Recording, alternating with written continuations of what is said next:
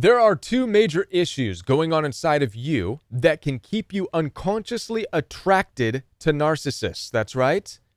You can be drawn into toxic relationships over and over and over again because of these two issues that I've seen as a coach. The first issue is that of your own self-perception. Everybody say self-perception. This is how you view yourself in this world, all your capabilities, and all of your limitations.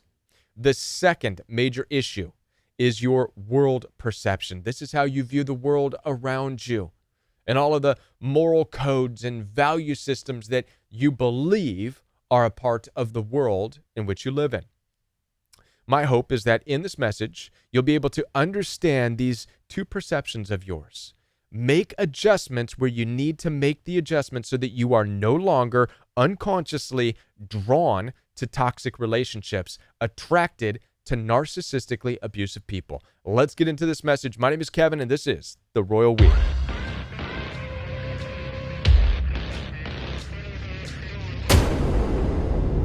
Now, before I do get into this, I want to let you know that I'm here to support you. Down in the description box below this video, you'll find access for one-on-one appointments with me. I take telephone calls as well as video calls through Zoom, FaceTime, and WhatsApp. So if you are tired of being drawn into toxic relationships and unconsciously attracted to narcissists and you're not exactly sure why this keeps happening, schedule some one-on-one time with me. Let's talk about it. In addition to that, I do have a coaching program. My new coaching program not only includes daily live support, but there's fellowship every Tuesday night. There's a workout program. There's all kinds of expansion and great things happening. There's an app included. Don't miss out on this opportunity. Get down in the description box and find out more. Now, let's get into this topic where we're talking about these two perceptions going on inside of you that can unconsciously have you attracted to narcissistic people. The first is that of your own self-perception. What is your self-perception? Your self-perception is how you perceive yourself in this world, how you perceive who you are, your capabilities, your limitations in this life. Now, let me ask you a question. How many of you have come out of a toxic relationship feeling confused, feeling lost, like you don't know who you are anymore? You want to lock yourself in a room, lock the doors, shut the windows, turn the lights off, and go on some self-discovery journey so you can try to find yourself. I hear about this all the time, and I got news for you. You're not lost. You don't need to go on a self-discovery journey. You don't need to try to find yourself because wherever you go, there you are. You see, the issue is not the consequence of being in a toxic relationship. That's not why you feel lost, and that's not why you feel like you need to rediscover and find yourself. The issue has existed within your self-perception long before that toxic relationship. The issue began in your childhood. The issue began at the formation of your self-perception. The reality is many of us, myself included, and many of you, were never afforded the opportunity to have a healthy self-perception that includes this main ingredient, which is self-acceptance. Everybody say self-acceptance. We are not brought up, nurtured into self-acceptance. As a matter of fact, most of us have our self kind of smashed out of us. From parents to public institutionalized education. Listen, we are all corralled into classrooms as kids. We're told not to speak out of turn, to pay attention, not to talk too much, not to express ourselves this way, not to express ourselves that way. Worse than that, you got to raise your hand just to use the restroom. Right? As a consequence, what you don't realize is that this mentality, having been nurtured in this way. Some people call it societal norms, by the way. I call it societal narcissism.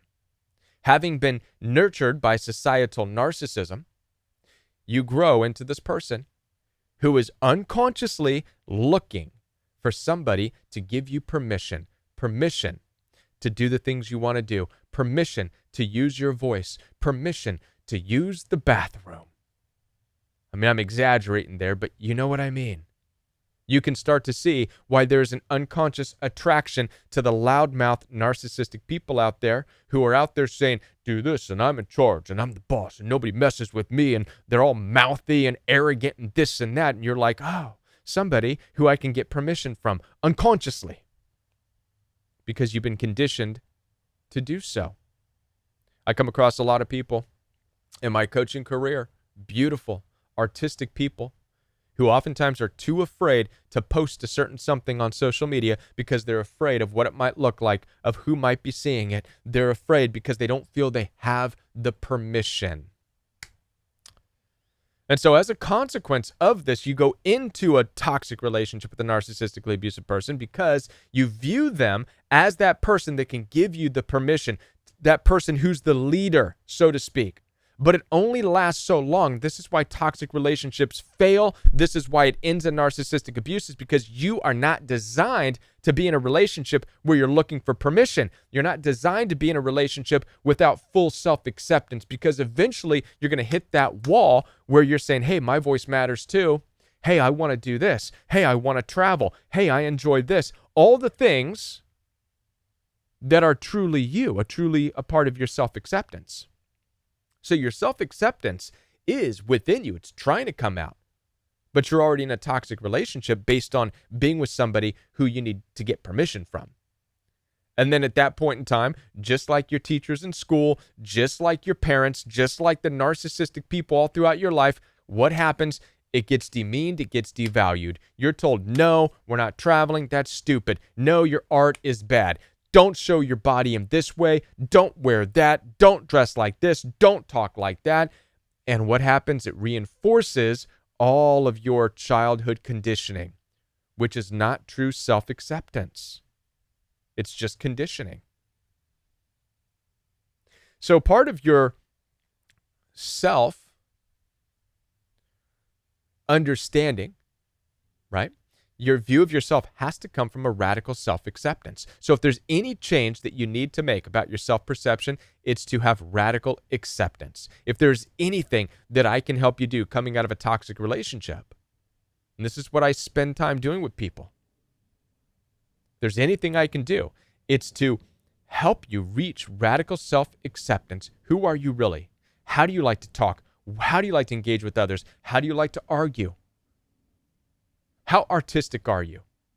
Do you like to travel? Because it's from this place of self-acceptance that you need to develop and then start to judge the world and judge relationships, so that you're no longer drawn to toxic people. You're no longer attracted to narcissists, but you are now in the seat of authority. You're the captain of your own seas, so to speak. You're the one judging other people to make sure they can keep up with you, to make sure they are okay with who you are. They're okay with your creative ability. They're okay with the way you like to dress. They're okay with the music that you like. They're okay with who you are. All of this has to come from a place of self-acceptance first, because without self-acceptance, you're not even articulating this. You're just looking for permission to use the restroom. So radical self-acceptance puts you in the seat of authority so that you're now judging others so that you can find an equally yoked relationship. By the way, equally yoked, folks, does not just mean you share faith.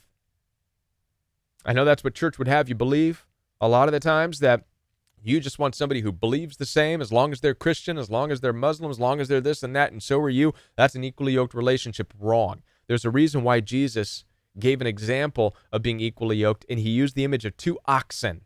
Do you want to know why he used the example of two oxen? Because whether or not the oxen believe in Jesus, that's irrelevant.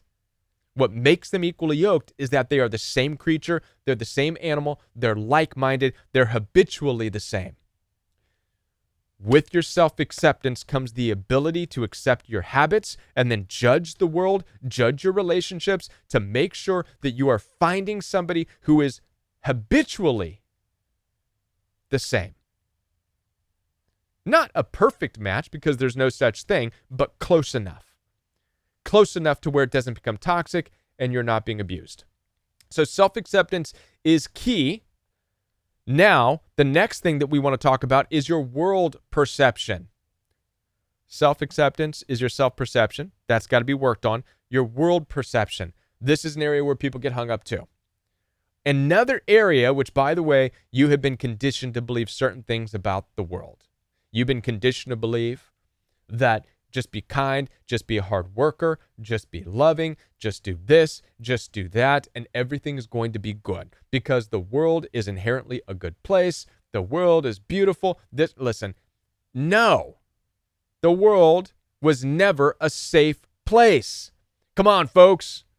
By now, we should realize that the world is not safe. We all just watched one of the presidents of the United States get shot at and hit in the ear. All because of what? A disagreement in politics, which started out with criticisms. Then it moves into trying to put people in jail for, well, if we don't have any solid reason, let's keep making up reasons. Then to, well, how do we kill the person? How do we bring violence into the situation? It doesn't matter what they're going to be saying on the news. You know this is true. You know that this is how the world has been operating ever since Cain killed his own brother Abel in the Old Testament of the Bible. Out of envy, out of a misery, and out of an unhappiness. This, ladies and gentlemen, is the world in which we live in. It's narcissistic. There are no promises of paradise here in this world. Why is this so important for you to understand this? Because your world perception needs to include this harsh reality that nobody in this life is going to watch out for your best interests the way that you are. You can't just prance around in this world expecting that you're going to sprinkle the love of Jesus and sunshine and roses and everybody's then going to love you. Listen, that's one of the first things that I got kicked out of me when I was dealing with the narcissistic people. A whole family of narcissists, and I thought that the love of Jesus that I can bring into the situation was enough. It wasn't. It didn't do anything to change their behavior towards me. Maybe I planted some seeds, and maybe in their life it helped them at some point, but in that moment, it was growing increasingly more hostile, more aggressive, and more violent on their end towards me. And I had to accept that. Many of you feel and have been led to believe that your love is enough, your kindness is enough, and so even if you meet somebody or you meet a friend or a boyfriend or a girlfriend, even if they're rough around the edges, you can just give your love to them and you can hope that they're going to change and it's going to be good, and it's not going to happen.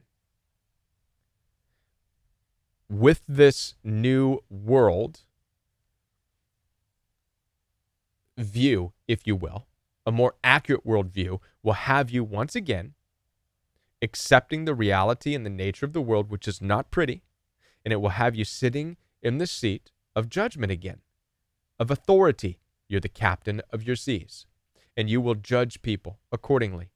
You will not see somebody with rough edges and say, oh, well, I'll just give them love and they'll change. No, no, no. You'll say, thank you for showing me who you are. Now I know where to keep you in my life, which is at this much of a distance. Don't operate in this world based on, I'm going to change people. I'm going to hope that they change. Listen, by the way, I've got to say this about hope. Many of you believe that hope is good in relationships. Hope is right there with trust. It doesn't exist. Hope is not for relationships. You don't hope somebody in a relationship is going to treat you good. Hope belongs with your Creator. You hope in heaven. You hope in a better life. You hope in eternity. Hope isn't supposed to be applied horizontally. This horizontal plane that we live in, this earth, needs to be built on observation, not hope.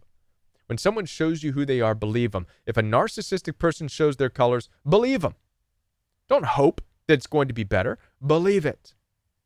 Hope in eternity, but navigate according to what you see. Navigate this world according to what you see.